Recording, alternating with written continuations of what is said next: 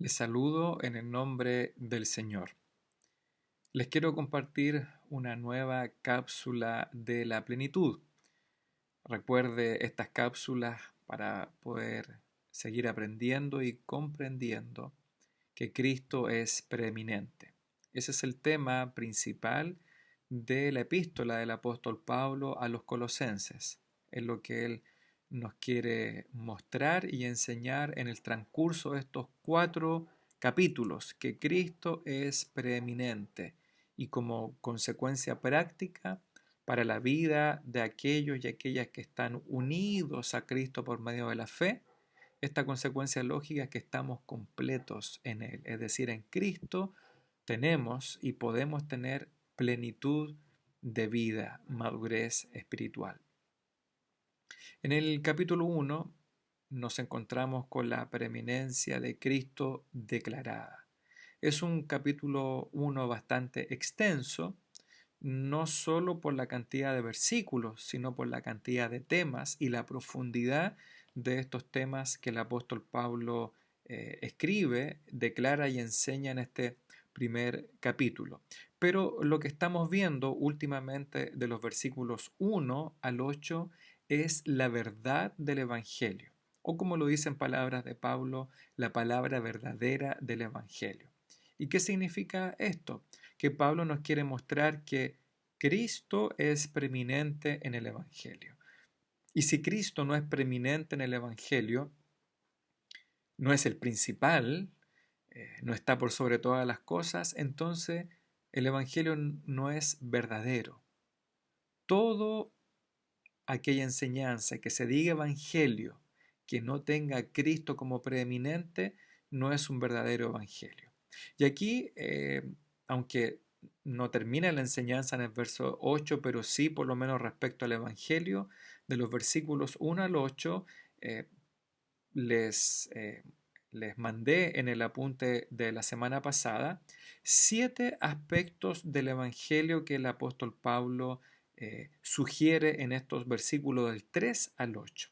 Que el Evangelio se recibe por la fe, el Evangelio lógicamente produce amor en los que creen, el Evangelio permanece en la esperanza, el Evangelio alcanza al mundo, debe ser un evangelio que se predica universalmente, el evangelio lleva fruto, el evangelio está arraigado y enraizado en la gracia divina y por supuesto el evangelio se anuncia y debe ser anunciado por las personas, por creyentes como tú y yo. Esos son los 7 aspectos que se sugieren de los versículos 3 al 8 de Colosenses 1. Y lo que queremos estudiar hoy día, jueves 30 de julio, en nuestros apuntes, es el punto número 1. Y dedicamos un estudio completo para esto porque es fundamental entender que el Evangelio se recibe por la fe. La verdad del Evangelio solamente podemos apropiarla por medio de la fe en Cristo. Todas las bendiciones espirituales y eternas que encontramos en Cristo, la apropiamos y las hacemos nuestras por la condición que el mismo Padre ha puesto, el arrepentimiento y la fe. Y así dice Colosenses capítulo 1, versículos 3 al 4, siempre orando por vosotros damos gracias a Dios, Padre de nuestro Señor Jesucristo, habiendo oído de vuestra fe en Cristo Jesús. Los versículos 1 al 2 es lógicamente el saludo del apóstol Pablo y de Timoteo a los colosenses. Y bueno, lo salté, podríamos haberlo estudiado con profundidad, pero quise llegar rápidamente a la verdad del Evangelio. Y aquí el apóstol Pablo lo que está haciendo es decirle a los colosenses que él siempre está, cada vez que ora por ellos, da gracias a Dios. Y aunque es lógico dar gracias por los hermanos, pero la prioridad que está haciendo Pablo es que ya que los colosenses han creído en la persona de Cristo, Pablo da gracias a Dios por eso. Porque obviamente el Evangelio, la salvación, la redención, está originado en el Dios Trino. El hombre y la mujer jamás podremos salvarnos por nuestras ideas ni por nuestras buenas obras, ni por iniciativa propia. Siempre es Dios quien toma la iniciativa para llamar al hombre, para convocar al hombre a la salvación y por supuesto, ya que Él llama, Él también ha puesto o ha extendido el camino único y necesario para poder ser reconciliado con este Dios que es 3 veces santo y que es justo. Y ese camino ha venido desde el cielo, que es el Señor Jesucristo, como dice Juan 14:6, yo soy el camino, la verdad y la vida. Nadie viene al Padre sino por mí, dijo el Señor Jesucristo. Al parecer, el Evangelio llegó a este grupo de gentiles y judíos colosenses que habitaban en Colosa por medio de Epafras, que también, al parecer, escuchó el Evangelio del apóstol Pablo y se convirtió por el ministerio del apóstol Pablo. Así que Epafras viaja a Colosas, de donde es nativo, y inicia esta congregación, y son los colosenses los que reciben esta palabra verdadera del Evangelio. La fe viene por el oír, dijo Pablo en Romanos 10, y el oír por la palabra de Dios. Así que estas personas, hombres y mujeres, oyeron primeramente el Evangelio, creyeron y por creer se salvaron, nacieron de nuevo. Pablo obviamente lo que está haciendo aquí es dar gracias y admira que ellos creyeron en el Señor Jesucristo y es lo que ha escuchado Pablo. Él dice, habiendo oído de vuestra fe en Cristo Jesús. Así que nuestro primer punto sobre el que quiero hacer énfasis y el que ustedes deben hacer énfasis con sus familias o en su estudio personal es que el Evangelio solamente se recibe por la fe. El Evangelio, la salvación, la vida eterna, no puede ser recibido por mirar las estrellas, por contemplar la naturaleza, por admirar los pajaritos, admirar la biología del ser humano, el universo. No, nada, nada ni nadie puede extender el Evangelio que no sea el Señor Jesucristo. No hay ningún camino aparte de la fe en el Señor Jesucristo que nos permita alcanzar esta salvación. Es solamente en la persona de Cristo y el arrepentimiento y la fe en la persona de Cristo es que podemos tener salvación. ¿Qué es lo que es la fe? Y dice nuestro primer punto y la definición de la fe. Y así lo dice Hebreos capítulo 11, verso 1. Es pues la fe, la certeza de lo que se espera, la convicción de lo que no se ve. Ahí podríamos entrar en un estudio de la palabra en griego, de la cual se traduce fe, la palabra pistis, y de dónde viene, su raíz y todo lo que significa. Pero fe es finalmente y sencillamente creer, es confiar. La certeza de lo que se espera, la convicción de lo que no se ve. Es creer y depositar toda nuestra confianza, no solo intelectual y racional, sino que de nuestro corazón, de nuestra vida completa, creer y apropiarnos de la confianza y de la seguridad que solo en la persona de Cristo hay salvación, reconociendo y creyendo que Él, Jesucristo, es Dios y Señor. Lo dice así el mismo Hebreos 11:6, pero sin fe es imposible agradar a Dios, porque es necesario que el que se acerca a Dios crea que le hay. En sus apuntes hay muchos textos donde nos habla de este concepto de la fe, y la fe principalmente es obediencia. No significa hacer buenas obras, sino que cuando escuchamos el Evangelio y creemos, finalmente estamos obedeciendo racional y espiritualmente a ese Evangelio.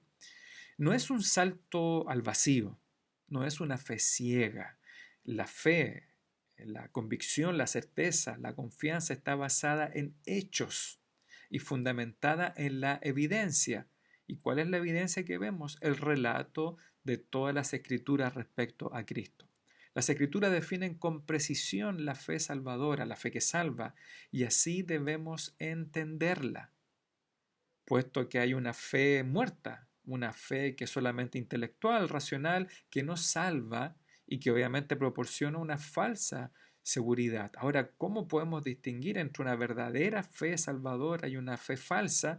Bueno, la condición de esta fe que requiere el arrepentimiento y su fruto, su evidencia es la obediencia.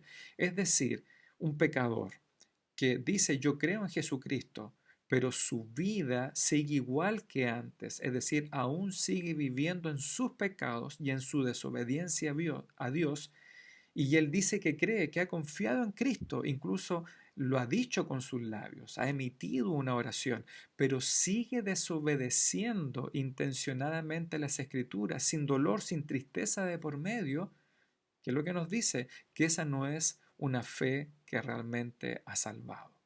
El arrepentimiento es el componente inicial de la fe. Es fe y arrepentimiento o arrepentimiento y fe. Y mire, así lo dice el mismo Señor Jesucristo. Él comenzó a predicar diciendo el tiempo se ha cumplido y el reino de Dios se ha acercado. Arrepentíos y creed en el Evangelio. Y como usted puede ver en sus apuntes, el arrepentimiento verdadero incluye tres componentes: volverse a Dios, apartarse del pecado y querer servir a Dios.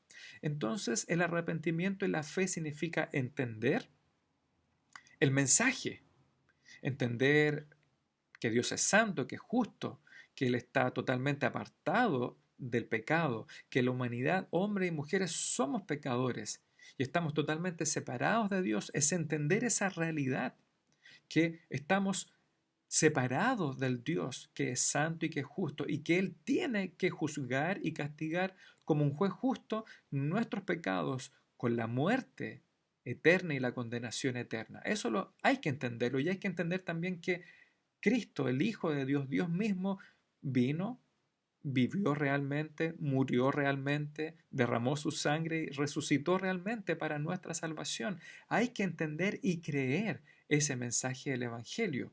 Y el arrepentimiento significa, bueno, estamos marchando hacia el pecado, estamos marchando hacia la condenación, dándole la espalda al Dios de la Biblia. Pero cuando creemos y nos arrepentimos, nos damos vuelta y nos volvemos hacia Dios, le buscamos, le anhelamos, y por lo tanto nos vamos apartando del pecado, y en cambio queremos servir a Dios y acercarnos cada vez más a Él. Se basa en tomar una nueva dirección en la voluntad o en nuestra voluntad, una decisión intencional de abandonar toda impiedad y de perseguir a cambio la injusticia, como lo define el pastor John MacArthur. Y el objetivo de la fe es totalmente inseparable de la fe misma.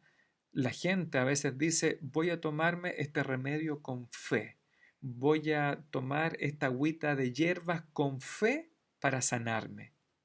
Pero eso lo puede decir un budista, un hinduista, lo puede decir un chamán, lo puede decir un brujo.